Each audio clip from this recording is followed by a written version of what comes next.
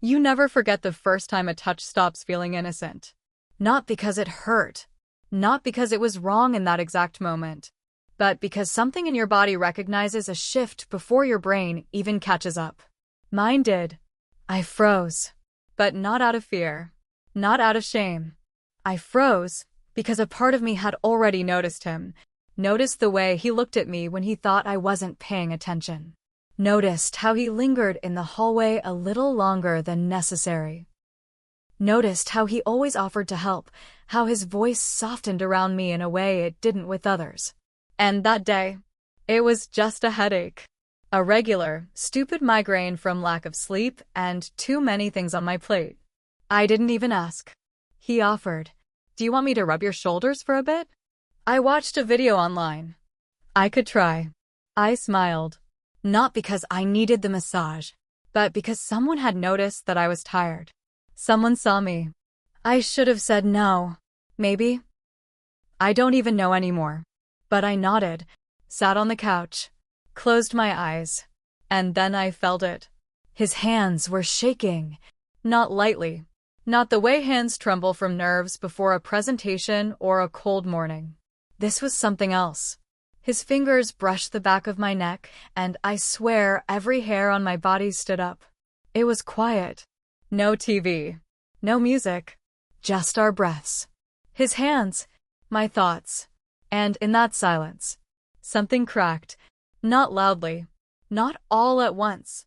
But enough. Enough to make me question whether I was really as numb as I'd convinced myself I was. Enough to remind me what it felt like to be touched with care. And that was the beginning.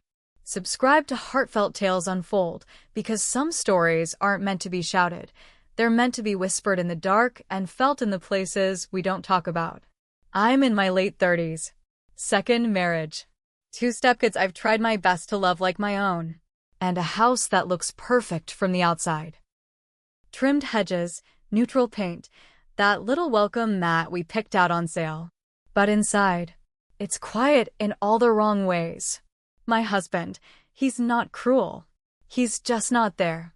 Always working, always tired, always somewhere else. Sometimes he touches me like it's a routine. A task. Like checking if the stove was off. We don't fight. But we don't laugh much either. It's like we stopped being curious about each other. We just manage things now. Bills, groceries, birthdays, silence. Then there's Jordan. My husband's nephew. 22, came to stay with us after some fallout with his mom. I didn't ask for details. He didn't offer them. He's quiet, polite, helpful in the kind of way that feels intentional. He doesn't move through the house like a guest. He moves like someone trying not to take up space. Like someone used to being overlooked. But he noticed things. Little things. He'd fix the squeaky cupboard without being asked. Refill the water jug before it was empty. Bring in the laundry if it looked like rain. And me. He noticed me. He'd ask how I was doing, and he'd wait for the answer. He remembered when I had my headaches. He remembered which tea I drank at night. He'd sit across the table during dinner and look me in the eye when I spoke, like what I said mattered. It wasn't attraction. Not then. It was being seen, being witnessed. There's a difference between someone being in the room with you and someone actually noticing you're in it. Jordan noticed. Long before I ever admitted it to myself. He'd knock gently on the door, ask if I needed anything. Sometimes just stand in the doorway, hands in his pockets, like he had something to say but wasn't sure if he should. And I'd just nod. Because I didn't trust myself to ask him to stay. I'd sit in my room, low lamp on, wrapped in an old sweater I wore too often. And I'd read the same lines in my book over and over again without turning the page. Because sometimes the quiet of that room was easier than the quiet between me and my husband. And sometimes, Jordan's presence outside that door felt louder than anything inside it. I didn't plan any of it. I didn't invite it. But the heart notices things before the mind catches up. And something in mine was already turning toward him. It started with a migraine. One of those that builds behind your eyes like a storm waiting to break. The kind that makes light feel like punishment and sound feel like betrayal. I'd had them for years. They show up quietly and steal the rest of your day. My husband usually just sighs when I tell him. He'll hand me a pill, tell me to lie down, and move on like it's nothing. But that afternoon, it wasn't my husband who noticed. It was Jordan. I must have winced while reaching for something in the kitchen. He was standing by the sink, drying a plate. He didn't say anything right away. Just watched me, his brow furrowed, towel still in his hand. A minute passed. Maybe 2. Then he said it. Softly. If you want, I could try rubbing your neck, just to help a bit. I saw something online about pressure points for migraines. I hesitated. Not because I thought it was wrong, but because I hadn't heard an offer like that in a long time. Not one without strings. Not one that felt like it came from care. I nodded. We went into the living room. No TV. No distractions. Just the late afternoon light slipping through the curtains, soft, golden, too gentle for the tension I felt inside. I sat on the edge of the couch, pulled my hair to one side, and he stepped behind me. I could feel him exhale before he touched me, could almost hear his heartbeat in the silence between us. His fingers found the base of my neck, tentative. And that's when I noticed. His hands were shaking. It wasn't obvious, but it was there. A tremble under the surface. A kind of fear. Or maybe restraint. And yet, he didn't stop. Neither did I. He pressed gently into my shoulders, his thumbs tracing circles along the tightest parts. I closed my eyes. Not because of the pain, but because the way he touched me felt different. Not sexual. Not clinical. Just aware. It was like every nerve in my back had woken up from sleep. And the room was quiet in a way that felt full. Like every breath between us carried something unspoken. I could feel it, his hesitation, his effort, his attention. It wasn't the massage that caught me off guard. It was the way it made me feel human again. I should have said something, should have thanked him and gotten up. Should have reminded him I was his uncle's wife. Should have reminded myself. But I didn't. I sat there, still, sinking into something I didn't want to name yet. And when he pulled his hands away, slowly, carefully, there was this long pause. I didn't turn around. He didn't speak. He just stood there for a second. Then walked out of the room. That night, I didn't sleep. Not because I felt guilty. Not because I felt ashamed. But because for the first time in a very, very long time, I felt alive. The next morning, I told myself it was just a massage. Nothing more. He was being kind. That's all. He saw I was in pain and wanted to help. There was no reason to feel guilty. No reason to read too much into it. But then, why couldn't I stop replaying it in my head? The way his hands moved. The silence. The way he stood there for a second too long after. The way I didn't want him to leave. I went about my day, trying to forget. But everything felt different. The air felt heavier. The walls, tighter. And every time I walked past him, something in me braced, not out of fear, but anticipation. I started paying more attention. To my clothes. To how I looked when I walked into the kitchen in the morning. I told myself I wasn't doing it for him. But deep down I knew. I started lingering in the living room longer after dinner. Sitting at the table a little later. Reading on the couch instead of in my room. And he noticed. He didn't say anything, but he'd always find a reason to pass by. To sit nearby. To ask small questions that didn't really need answers. I hated myself for feeling something. But I also hated how empty my husband had left me. How invisible I had felt for so long. How I could sit beside him, talk to him, touch him. And still feel 1,000 miles away. And then Jordan comes along. Quiet. Careful. Seeing things I thought no one ever noticed. In that space. He felt like a mirror. A reflection of everything I had buried. Everything I pretended not to need. And that terrified me. Because mirrors don't lie. And this one was showing me a version of myself I didn't want to meet. There was no plan, no seduction, no late-night fantasies. But there was energy, tension. This constant undercurrent pulling me in and warning me away all at once. One minute I'd tell myself it was innocent. The next I'd catch myself hoping he'd come home early, hoping he'd walk into the room, hoping for a glance, a word, a reason. I started sleeping with the bedroom light on, not because I was scared, but because the darkness made it easier to imagine things. And yet I never crossed the line. Not physically. Not yet. But in my thoughts, in the soft, unspoken places of my mind. I had already gone further than I wanted to admit. Desire. It's quiet at first. It doesn't kick the door down. It seeps in through the cracks. And by the time you notice it, it's already rearranged the furniture. I was drowning in questions I couldn't answer. What kind of woman feels something for the boy her husband helped raise? What kind of woman lets herself be seen this way? What kind of woman forgets where the boundaries used to be?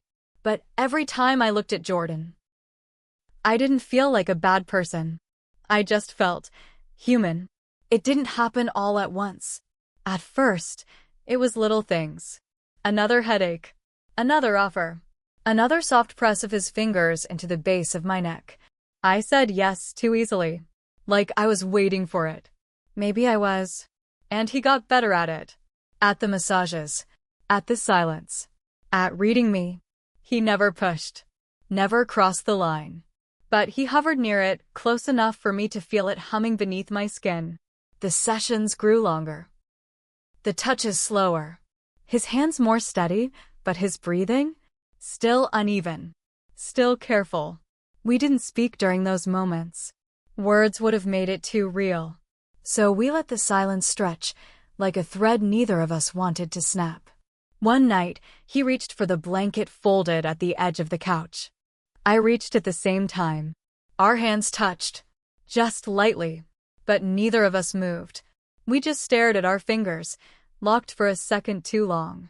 Then slowly, deliberately, I pulled away. I told myself it didn't mean anything.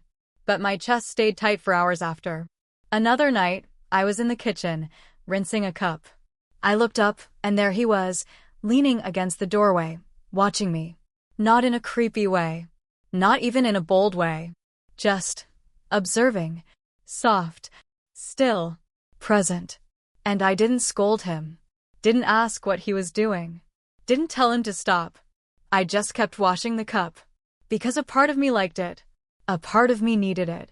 And I hated how much I did. Every time he touched me, it was like I existed again. Not as a mom. Not as someone's wife. Just as me. I'd forgotten what that felt like. To be wanted without being asked for anything. To be noticed without having to beg for it. But I started questioning myself. Was it real? Was he feeling the same pull, or was I imagining it? Was it attention? Or was it loneliness wearing a prettier face? I didn't have answers. I only had moments. Stolen, silent moments that burned too long in the memory. I became addicted. Not to his body, but to the way he made me feel when no one else was looking.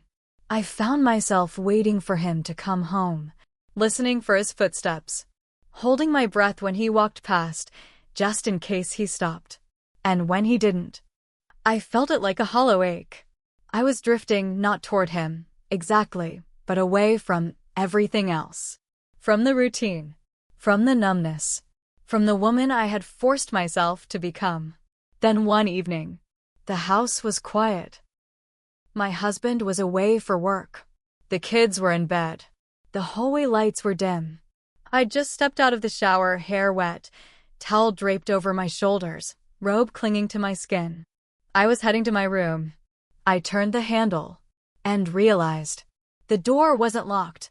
My husband had left for a 3-day conference. He kissed my cheek at the door, barely. Told me not to forget the bins. Didn't ask if I'd be okay alone. Didn't notice the headache behind my smile. The house felt too still after he left. Not peaceful. Just vacant. By evening, the migraine had started again. Dull at first, then sharper, pulsing through my temples like a warning. I tried to manage it. Took 2 pills. Turned off the lights. Laid on the couch, hoping for sleep. That's when I heard the knock. Soft. Tentative. Then his voice. "You okay?" I opened my eyes slowly. Jordan stood in the doorway, barefoot, hands tucked into the sleeves of his hoodie. "I saw you holding your head earlier," he said. "You want me to help again?" I could have said no. I could have lied and said it was going away. But I didn't.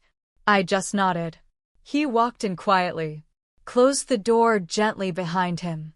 The room was dim, just one lamp in the corner, casting a soft amber glow. It lit only half of my face, half of his. I sat forward on the couch, pulled my hair up, closed my eyes. His hands settled on my shoulders. Warm, familiar, careful. At first, it was like before. Small circles, light pressure. Then his hands moved lower, to the base of my neck, then just below my shoulder blades, then just above the curve of my back, and then just a little lower. My breath caught. Not loud, just enough that I felt it shake in my chest. His hand froze, only for a second. Then it moved again. I didn't say anything, didn't shift, didn't stop him, and he didn't ask if I wanted him to. We stayed like that, suspended. His hands still moving, too slow now, too deliberate. My skin tingling under every touch, every pause, every pull of breath between us. There were no words. There didn't need to be. The silence said everything. And just when I thought I might turn around, might meet his eyes, might let whatever this was finally happen, the door creaked. Not loud, just enough. We both turned. And there, in the soft light of the hallway, stood my daughter, half asleep, blanket in her hand, eyes confused. She looked at me, then at him, then back at me. She didn't say anything, just stood there, still, like the whole room had stopped breathing. I pulled my robe tighter, swallowed hard, but the damage was already done. Nothing happened. Not technically, but everything had changed. Everything. The next morning, Jordan was gone. Not gone from the house. Just gone from me. He didn't say good morning. Didn't make coffee like he usually did. Didn't linger in the doorway or ask if I needed anything. He moved differently. Quicker. Colder. Eyes always somewhere else. And I pretended not to notice. But I noticed everything. My husband came back 2 days later. Same brief kiss on the cheek. Same suitcase by the door. Same questions about bills and dinner and laundry. But I wasn't the same. And neither was the house. There was a quiet between us that I didn't know how to fill. Not just with him. With everyone. Even my daughter. She started acting out. Nothing wild. Just small things. Snapping at her brother. Not finishing her lunch. Drawing pictures with people who had no faces. One night, I found her sitting at the top of the stairs, staring at nothing. I asked her what was wrong. She just said, "Nothing feels the same anymore." And I knew. Maybe she saw more than I thought. Or maybe she didn't have to see anything. Maybe she just felt the shift in the air the way children do. Like animals before a storm. I kept trying to act normal. Kept cleaning the house, making meals, playing my role. But every time Jordan walked past me in the hallway, every time he avoided my eyes, it felt like a weight pressing harder on my chest. I couldn't stand it anymore. So one night, when everyone else was asleep, I knocked on his door. He opened it slowly, didn't speak, didn't move to let me in. So I stayed in the hallway, under that flickering hallway bulb, and I asked him the only question that had been living inside me since that night. "Did you mean to?" His eyes dropped to the floor. His jaw clenched. And then he whispered, barely, "I'm sorry." I don't know what I was thinking. And that was it. Not a confession. Not a denial. Just a boy who had stepped too close to a fire and didn't know how to speak through the burn. I started avoiding mirrors. Not because I couldn't face what I looked like, but because I couldn't face what I'd become. I'd walk past them without turning my head. I'd get dressed in the dimmest corner of the room. I stopped putting on mascara. Stopped caring how I looked, because for a moment, I cared too much. And now I didn't know who I was trying to be anymore. Bedtime became the hardest part.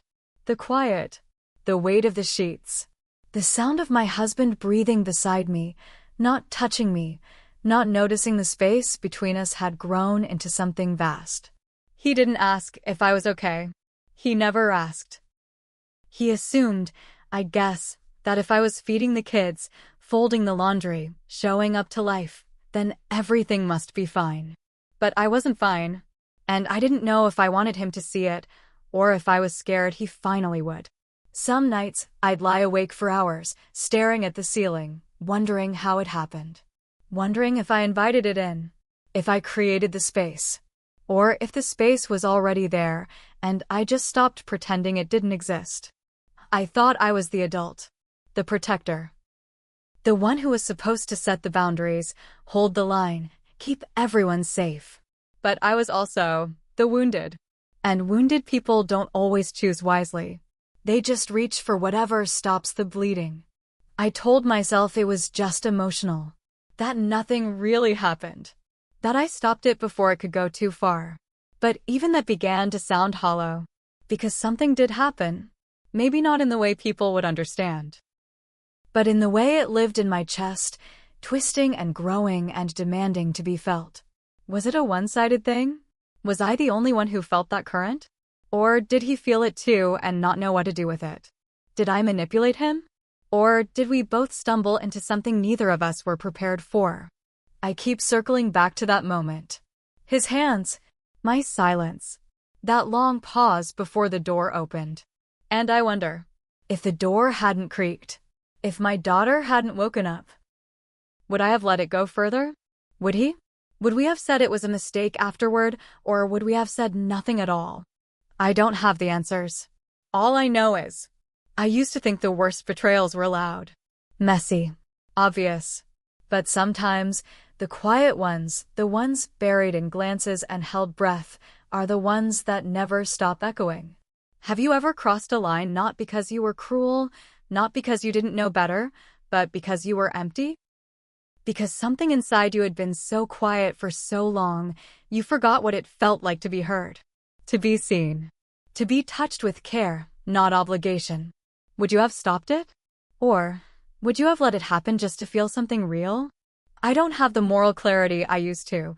I used to think I was strong, disciplined, untouchable. But now, I just feel human, flawed, lonely in places I never even noticed before. So I'll ask you if you've ever felt that ache, the one you can't name. Drop your truth in the comments. No judgment.